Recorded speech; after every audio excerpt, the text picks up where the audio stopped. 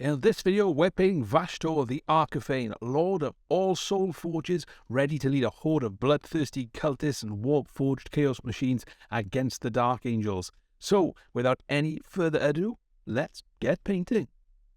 So to get started, I have primed Vashtorr himself with a Runelord Brass. I've left all the armor panels off and I've sprayed those with Retributor Armour spray. So this will give us a nice head start on getting the job done.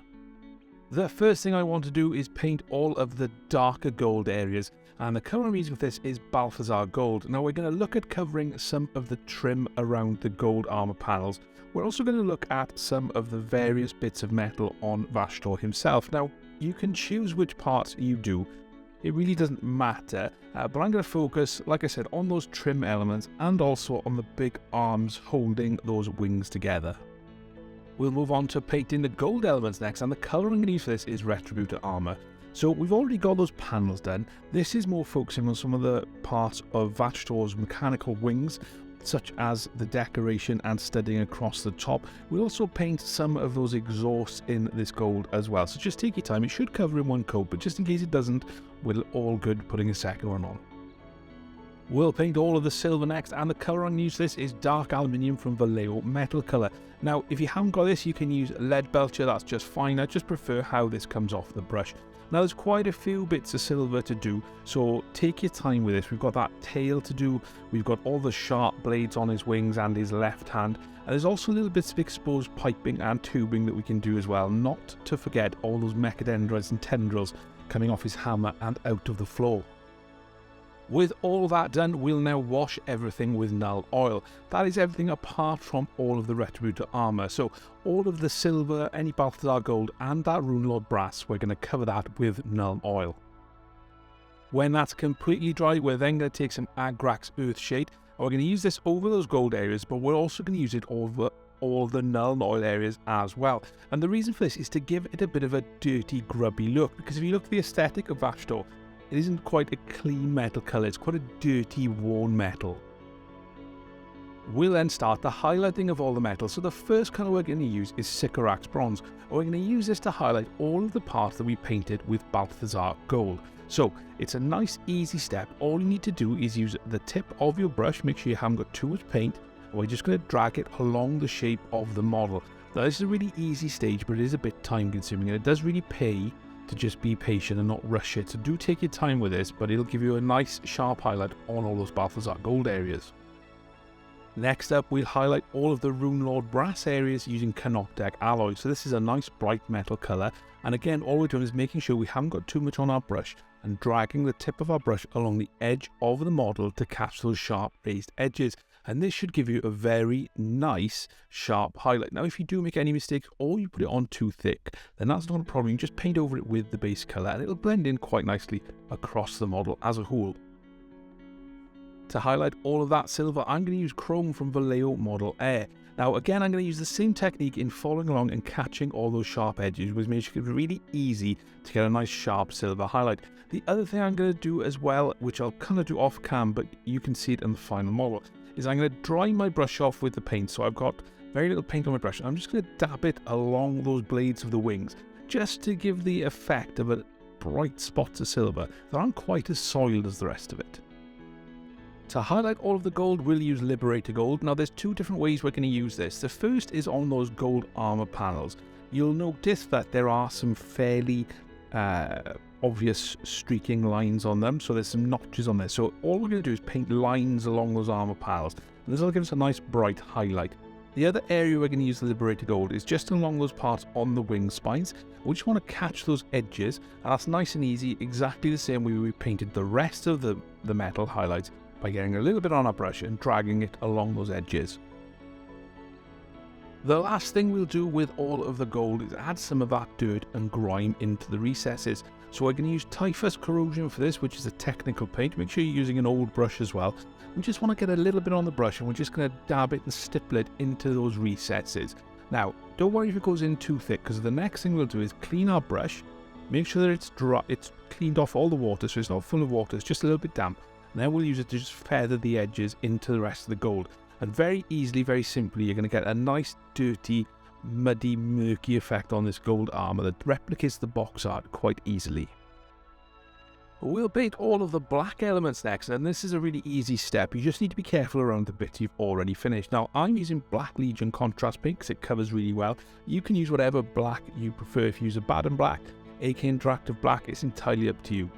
In terms of the areas we're focusing on, we've got Vashtorr's horns, the back of his head, we've got the head of the hammer, we've got his hooves, and we've got all that tubing around the model as well.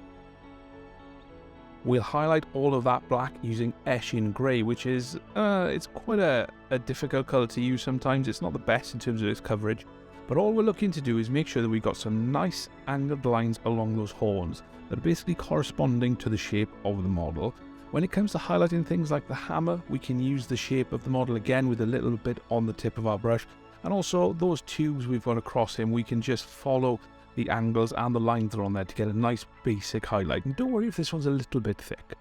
For the final highlight, we'll use Dawnstone, and the key with this is to make sure you get inside all of that Eshin Grey you painted in the last step. So this may be a little bit difficult, but all it is a case of taking your time and making sure that you just paint it inside. If you put it on too thick, then you can always go back over it with the previous colour or with the black just to tone it down a little bit.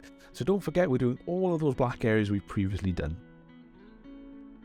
We'll move on to Vashtorr's flesh next as we're coming towards the end, because this isn't a particularly colourful model, so it's fairly straightforward. So for the flesh, we want to give it a kind of a pallid, purpley feel like the box art. So we're going to take some Warpfiend Grey. We're going to paint this over all those flesh areas. Now, the one caveat with this is you need to be careful around those areas that you've already finished. So this should be fairly easy and straightforward to do. Just take your time with it. And you probably will need to put a second and possibly third layer on, but it will be worth it because this does give you a really nice skin effect. To shade all of that skin, we will use Magos Purple contrast paint. Now, don't go too wild with this. We don't want to apply it too thickly. We want it to be fairly thin. We just want it to really tint the recesses. We don't want to give us too many hard delineation lines, because that's just going to make it more challenging to layer back up afterwards. So just use a little bit on your brush. Don't flood the area too much. And if you do, like you can see I have on some areas here, then I'm just going to take the brush to suck up most of that contrast paint, and then we'll just redistribute it across the model. When that's completely dry, we'll go back to Warpfiend Grey and we're looking to highlight up all of those muscle fibres. So we're going to paint the majority of it, leaving that Magos Purple in the recesses. So this is nice and easy and straightforward. You'll be able to get away with just one coat here as well. So just take your time. One key thing when you're painting muscle fibers like this is to make sure they all connect into each other. So where you've got them on the top of the shoulder there, for example, they'd connect down into the arm muscles as well. So just bear that in mind as you're painting. Try not to do too overboard. The flesh is starting to come together, so we'll then take some Slaanesh Grey and we'll use this to highlight up even further. So we're looking for bundles of muscles, muscle fibres. We're just painting thin lines across the model, particularly when we come to veiny areas as well. And this is a really nice way of really brightening up that flesh so that it still retains that kind of grey, purpley, pallid, dead effect, but does have a little bit of life in it as well.